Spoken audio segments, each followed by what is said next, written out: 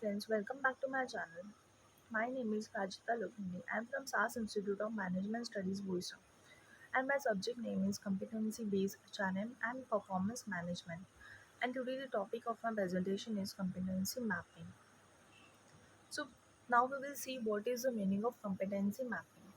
So competency mapping involves the process by which we determine the nature and the scope of a specific job role, the skills required, we need the level of knowledge and the behavior capacities required to apply those skills and knowledge in that role. So, competency mapping plays a vital role in the selecting, recruiting, and retaining the right people when the competency required for a particular position is mapped. An accurate job profile is created. So, next one is definition. So, competency can be defined as a process of identifying the key attributes and the skills for each position and process within the company. So moving further, we will see the characteristics of individual incompetency. So first one is motive. So it is underlying the need or thought pattern that directs and select an individual behavior. So example, need for an achievement. The next point is trait. General disposition to the behavior response in a certain way, for instance with the self-confidence, self-control and stress resistance. Next point is self-concept. What they think they value and what they think they do or interested in doing. And the last is knowledge, content knowledge. So competency mapping through the following stages. So there are the two stages: job analysis and behavioral event interview. So next point is problem with the competency mapping.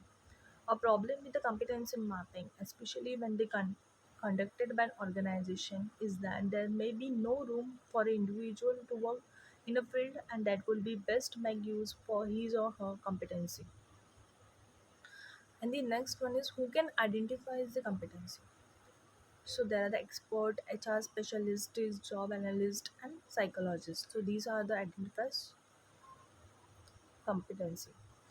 So moving further, we will see the methods which is used in the combination for the competency mapping. So first one is interviews, group work, task forces, task analysis workshops, questionnaire, and use of a job description. So what will be the need for the competency mapping? So these are the three. Focus on performing roles, form time management, building the core competition. So these are the needs for the competency mapping. So next one is moving further, like board categories in the competency. So first one is generic. So in the competency which we are considered essentially for the all employees regardless of their functions or a level. For example, communication, initiative, listening skills, etc. The second point is managerial competency. So these competency which are considered essential for the managerial or supervisory responsibilities. And the next one is broad categories in the competency. So first one is technical functional, a specific competency which are considered essentially to perform a specific role in this organization or within the defined the technical or the functional area of a work. So next is competency based recruitment.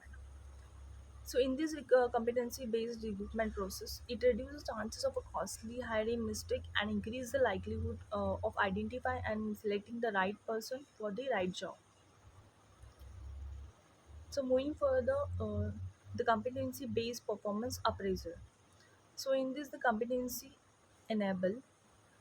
So it is an establishment of a clear high performance standards and also the collection and proper analysis of a factual data and against the set of standards, and also conduct the objective feedback meetings direction with the regard and to the specific areas of improvement. And moving further, the next is competency based training.